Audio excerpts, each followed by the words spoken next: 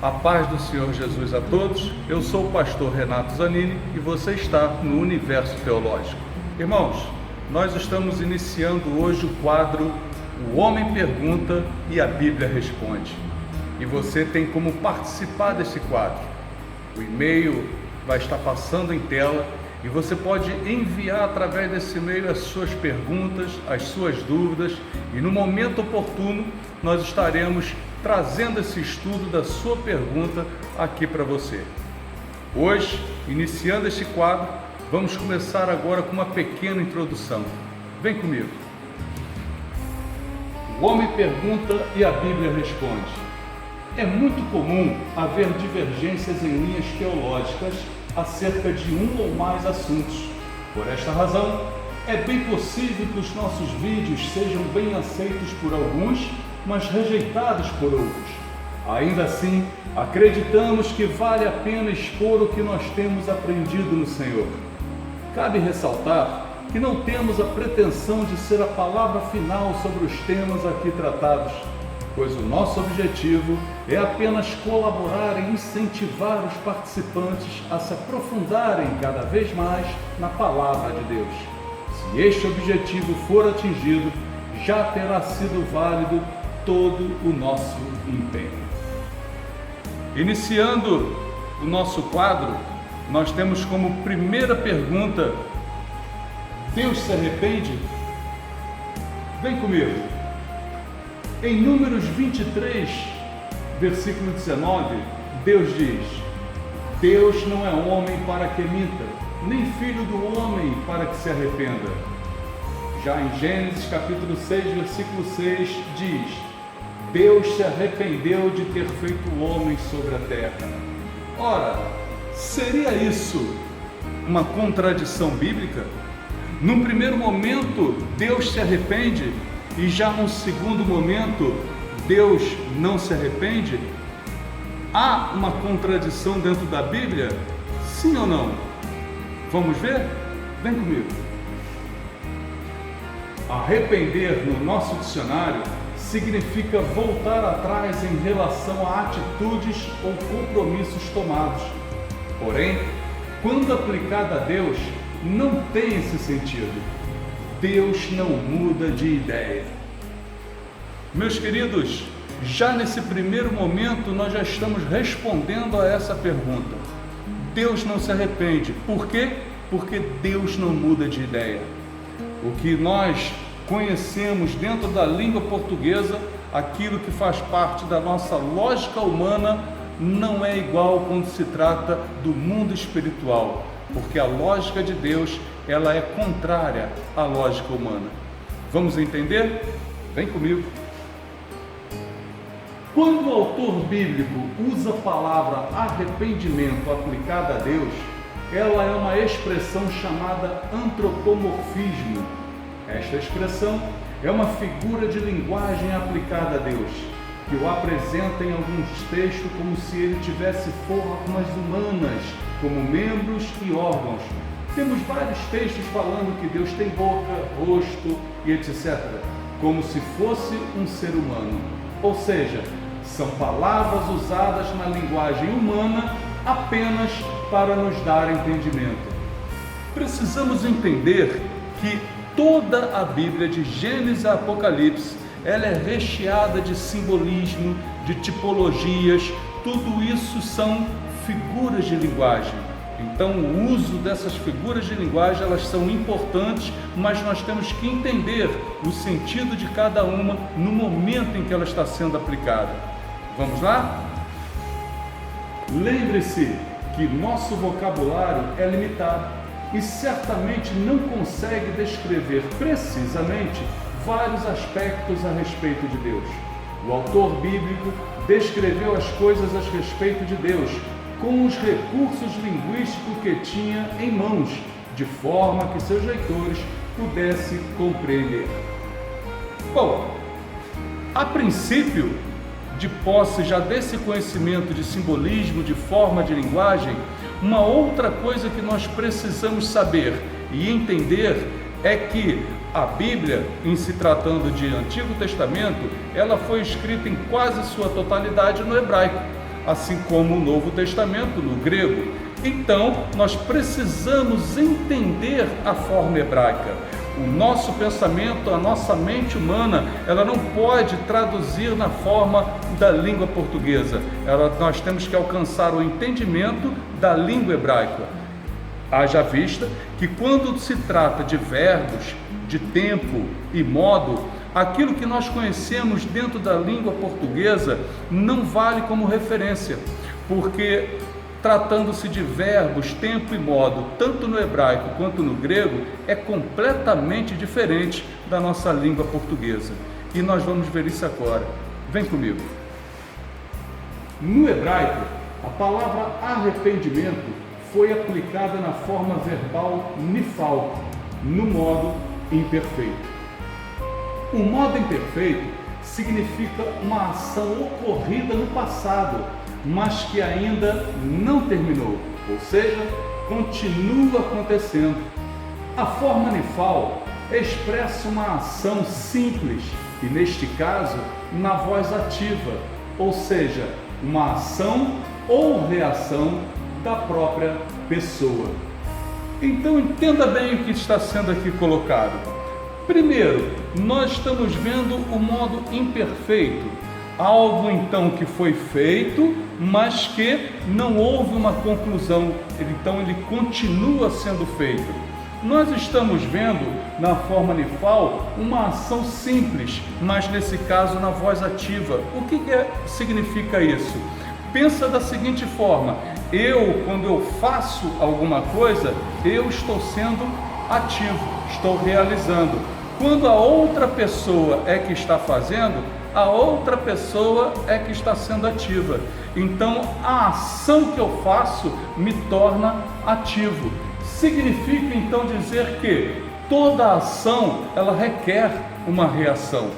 A partir do momento em que o homem ele tem uma atitude, ele toma uma ação, haverá uma reação por parte de Deus. Vamos ver como é que é isso? Portanto, o sentido aplicado aqui para a palavra arrependeu nada mais é do que uma reação de Deus em relação às atitudes do homem. Deus está apenas respondendo ao homem. Vamos entender. O homem ele toma uma ação, uma atitude. Ele faz coisas que desagradam a Deus. As ações que ele está tomando na terra, no mundo, não está agradando a Deus. Ora, se ele está tendo essa ação, Deus vai ter o quê? Uma reação, em contrário à ação tomada pelo homem. Nada mais é do que Deus está respondendo à atitude do homem.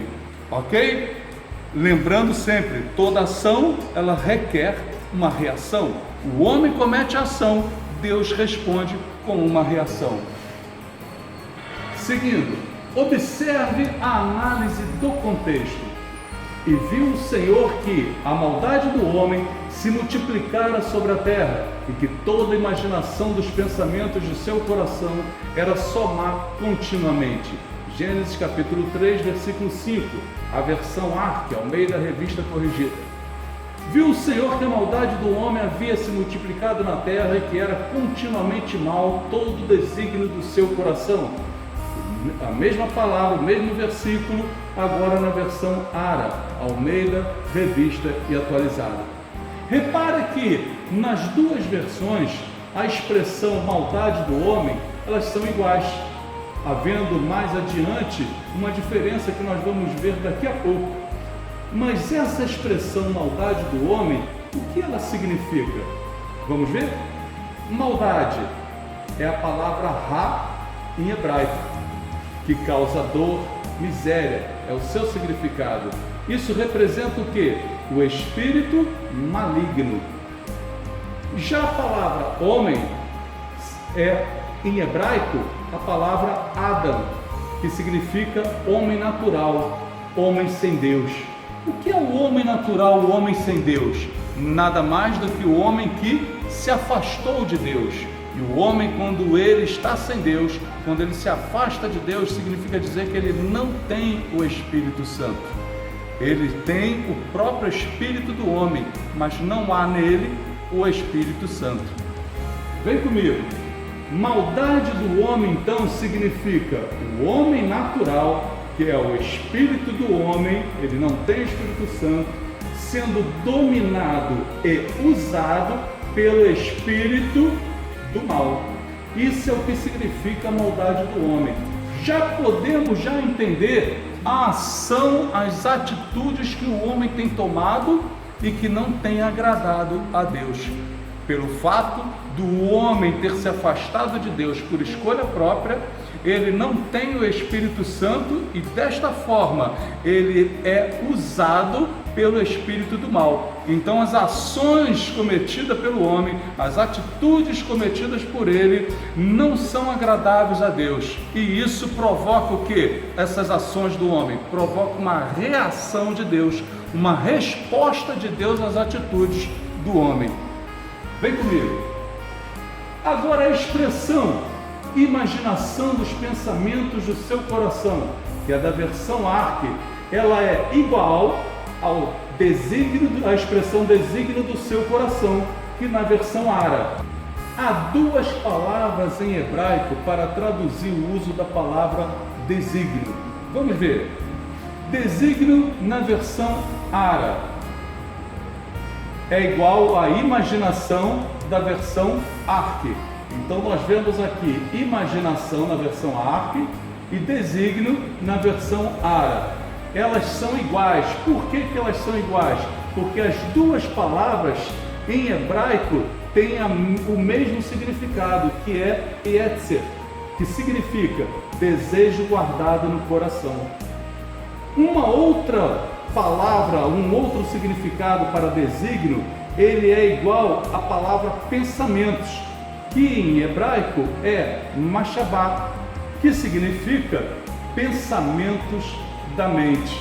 Ora, quando nós alcançamos esse entendimento e nós juntamos o seu significado, nós podemos então concluir que neste versículo, Gênesis capítulo 6, versículo 5, está sendo mostrado no que o homem se transformou.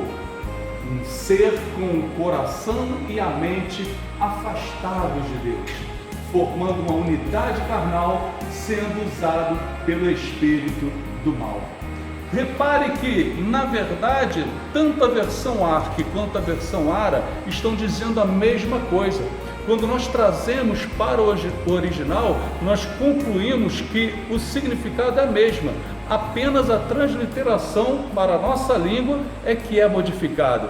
Então o sentido geral aí é que o coração e a mente do homem estão o quê? Afastados de Deus. Se está afastado de Deus, ele não tem o Espírito Santo. Isso significa que o homem ele está numa unidade carnal. E como unidade carnal, ele é um alvo facilmente alcançado pelo espírito maligno. E é desta forma, sendo usado pelo espírito do mal, que o homem comete as atrocidades que a Bíblia aqui está falando e que nós continuamos a ver de todos eles que se afastam do Senhor também em nossos dias.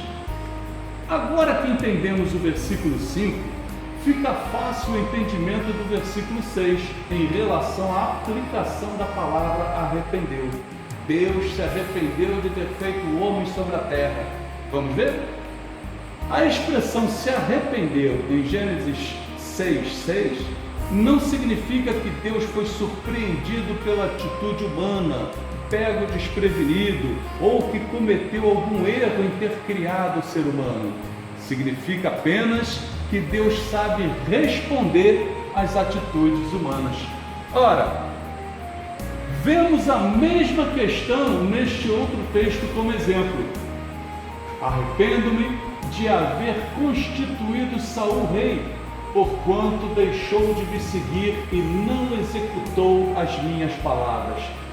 Já estamos vendo aqui, já podemos ver aqui que ele deixou de seguir o Senhor, não executou as ordens do Senhor. Texto em 1 Samuel capítulo 15, versículo 11. Veja o que Deus falou ao rei e ao povo pouco tempo antes. Se temerdes ao Senhor e o servirdes, e lhes atenderdes a voz, e não lhe fordes rebeldes ao mandado, e seguirdes o Senhor vosso Deus, tanto vós como o vosso rei que reina sobre vós, bem será. 1 Samuel capítulo 12, versículo 14. O que está sendo colocado aqui? Significa que esse arrependimento de Deus foi uma resposta dada por ele devido ao não cumprimento por parte de Saul das exigências colocadas por Deus, uma reação de Deus à ação de Saul. Ora, conforme nós já falamos no texto anterior, em que nós começamos a responder essa pergunta, nós estamos vendo agora neste outro exemplo. Está muito claro em que Saul, ele desobedeceu ao Senhor. A atitude tomada por ele, a escolha de Saul foi de se afastar de Deus. E quando o homem ele age dessa forma, ele tem esse tipo de ação, certamente haverá uma reação por parte de Deus, que nada mais é do que estamos vendo uma resposta à atitude tomada pelo homem. Seguindo, vale ainda destacar Gênesis capítulo 6, versículo 12. Vamos ver.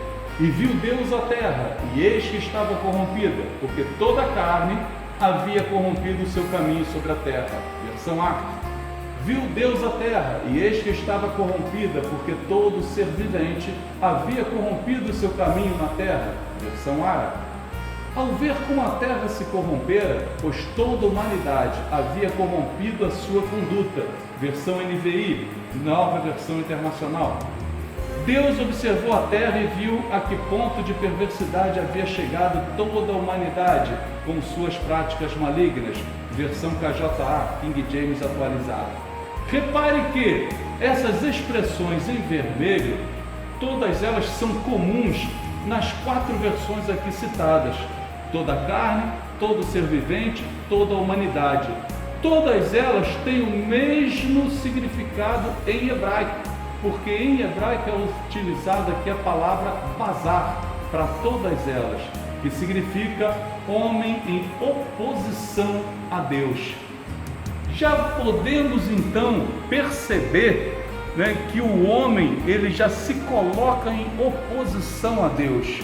O homem nesta posição está significando que ele está afastado de Deus, ele está contra Deus, significa que ele é desobediente. Vamos ver? Perceba aqui o ponto final da observância de Deus em relação ao homem em toda a terra, no que dará início à reação de Deus, ou seja, a sua resposta. Quando nós analisamos esse texto aqui, nós percebemos então que em toda a terra há uma ação do homem contrária a Deus, que desagrada a Deus. Evidentemente isso vai gerar uma resposta, vai gerar uma reação de Deus. Se nós fôssemos dar sequência a esse capítulo, a esse estudo, o que vem depois é o dilúvio lá em Noé. Seria a reação, a resposta de Deus. Conclusão. No texto de Números 23, versículo 19, Deus não é homem para que minta, nem filho do homem para que se arrependa. Temos Deus falando do seu caráter imutável, dos seus planos decretados, da sua aliança e das suas promessas que não falharão. Deus não volta atrás nessas questões. Deus não muda de ideia. Deus não se arrepende. Amém? Glória a Deus. Esperamos que esse estudo tenha contribuído para o seu crescimento espiritual. E aguardamos para que você tenha a sua participação conosco, enviando as suas questões, as suas perguntas, as suas dúvidas, e no momento oportuno estaremos respondendo a cada uma delas. Agora, se você gostou desse estudo, não deixa de dar o seu ok, ativar o sininho, fazer a inscrição se ainda não fez e compartilhe na sua rede de amigos. Amém? A paz do Senhor Jesus e até o próximo estudo, em nome de Jesus.